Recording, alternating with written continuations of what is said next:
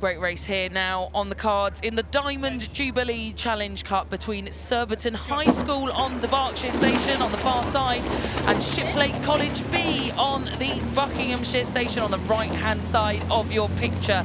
And it's usually the Buckinghamshire station we see with some steering issues here, but it seems like Surbiton on Berks just moving right out to the centre of the water there, Greg.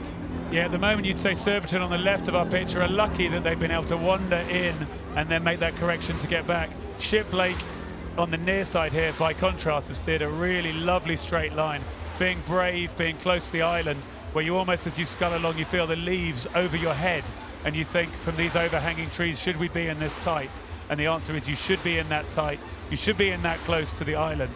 And this Shiplake B crew are doing really well here to be pushing this out towards nearly a length lead over Surbiton there as we're coming up here towards the quarter mile, 400 metres into the course.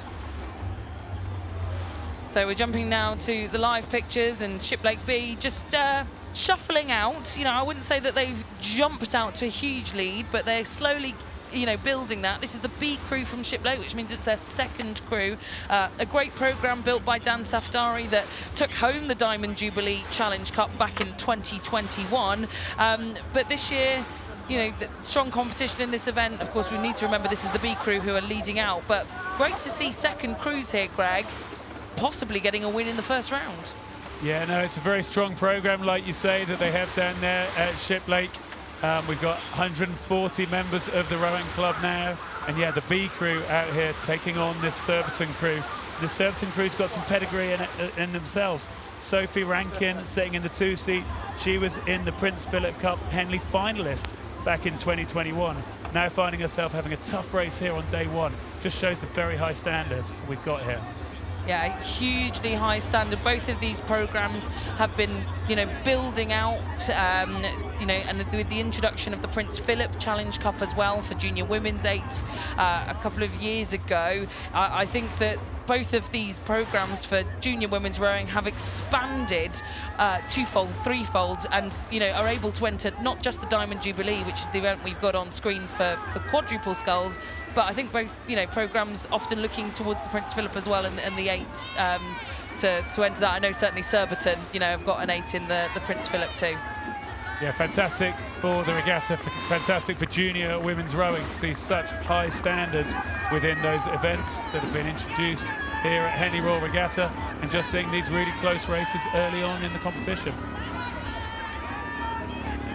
Well, Shiplake College B, we can hear a lot of screams from the crowd, and they're from just down the road. Shiplake, no more than 10 minutes drive from us here in Henley-on-Thames, so a very local piece of water to them. They'll be very familiar with this. The crew of Georgia Caitlin, Emily Over, Emily Downing and Lara Vale here, silver medalists from the second quads event at the National Schools Regatta, so you know, that tiered down from that championship level, but doing really well here to be leading out Surbiton, who we've got on screen. Yeah, that's right. The Surbiton's crew, as you can see, they're still sculling really well. I mean, they're really nicely moving together. That headwind is on them, but it's not so strong. They're handling the conditions well. They just find themselves up against that really strong crew from Shiplake College. You can see the Surbiton crew steering slightly away from their station. Of course, that's not helping them. Shiplake, I've got to say, I'm very impressed with the way they've taken it straight down along their station, going as straight as they possibly can, as opposed to Surbiton, you can see there, more or less in the middle, which is where the umpires launch his station.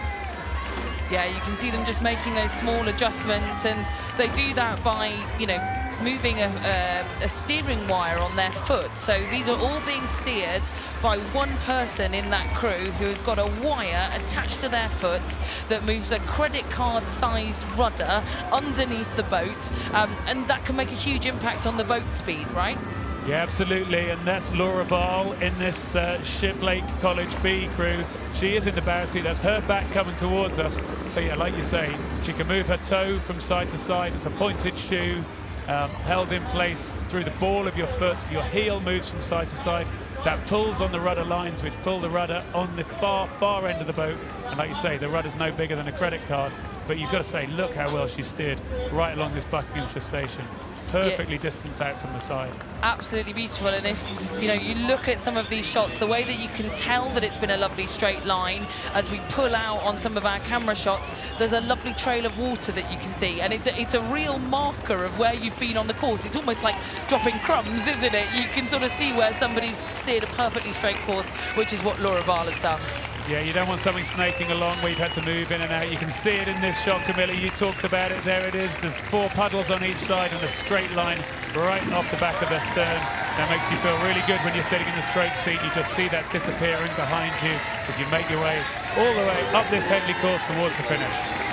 Final push here from Surbiton, who've had a disaster in these final few strokes. A blade lost there. It looks to me like that's the 2 seats of this crew. Sophie Rankin, what a shame for her. They were really going up through the gears to try and put on a show in front of the crowds. And just that pressure, I think it can be really tough to deal with and try and think about where your blades are moving. They won't finish too far behind Shiplake, but it happens to the best crews, Greg, sometimes. Yeah, it does. I mean, delighted they were able to recover it because it's not a nice moment. They want to get out of this situation as quick as they can. We're looking on the left blade there, and you're absolutely right. It is Sophie Rankin there, and she just catches the blades on the way forward. You've got to be aware of just how exhausted these athletes are. They've been rowing for a good 6 minutes or so into this breeze, and yeah, that small technical error just shows, how technically good they are, that we don't see many of those moments.